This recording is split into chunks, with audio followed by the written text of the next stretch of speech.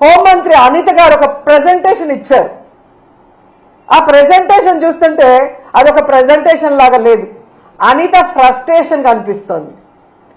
ఆమె ఏదైతే వీడియోలు చూపించిందో అవన్నీ చంద్రబాబు నాయుడు కూటమి ప్రభుత్వం తయారు చేయించిన ఫేక్ వీడియోస్ ని ఏ విధంగా ఆమె ప్రజెంట్ చేసిందో మనం అందరం కూడా గమనించగలిగాం. ఎందుకంటే ఆడవాళ్ళ భద్రత గురించి, బాలికల మీద జరిగే హత్యల గురించి, అలాగే మహిళల మీద జరిగే అఘాయిత్యాల్ని ఆపడం గురించి ఆవిడ ఏ రోజు మీటింగ్లు పెట్టలేదు, ఏ రోజు పవర్ పాయింట్ ప్రెజెంటేషన్లు ఇవ్వలేదు. వాటికి ఎలాంటి ఒక పులి స్టాప్ పెట్టే విధంగా కొత్త చట్టాలను తేవటమో లేదా ఉన్న చట్టాలని సవరించి నేరస్తుల్ని కంట్రోల్ చేసే విధంగా ఏ రోజు చేయలేదు. కేవలం చంద్రబాబు నాయుడు ఇచ్చే ఫేక్ వీడియోల్ని ప్రజెంట్ చేస్తూ జగన్మోహన్ రెడ్డి గారిని తిట్టడానికే ఆమె ముందుకొచ్చిందనేది ఈ రాష్ట్ర ప్రజలు గమనిస్తూ ఉన్నారు. ఎందుకు ఇది నేను చెప్తున్నానంటే ఆమె ప్రజలు గమనిస్తూ ఉన్నారు. ఎందుకు ఇది నేను చెప్తున్నానంటే ఆమె ప్రజెంటేషన్ చేసిన స్టైల్ చూస్తేనే మీకు అర్థమవుతుంది. ఈరోజు దాంట్లో ఒకటి మనం గమనించవచ్చు.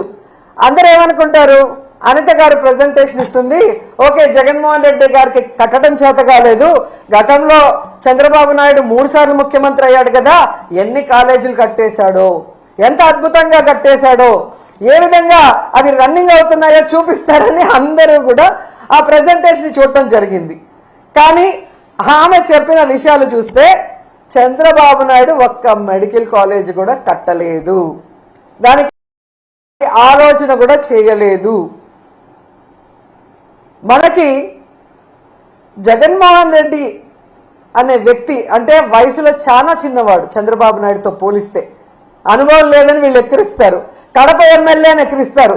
మరి కడప ఎమ్మెల్యే గారికి 17 మెడికల్ కాలేజీల్ని పర్మిషన్లు తెచ్చి వాటికి శ్రీకారం చుట్టి దాదాపుగా ఈరోజు 6 కాలేజీలు రన్నింగ్ లో ఉన్నాయి. ఈ 15 నెలల్లో వీళ్ళు గనక వాటికి డబ్బులు కేటాయించి చేసుంటే అవి కూడా ఈరోజు రన్నింగ్ లోకి వచ్చే అవకాశం ఉండి కూడా చేయలేక వీళ్ళు వెనక్కి పెట్టి జగన్మోహన్ రెడ్డి గారిని తిడుతుంటే ప్రజలు నవ్వుతున్నారు.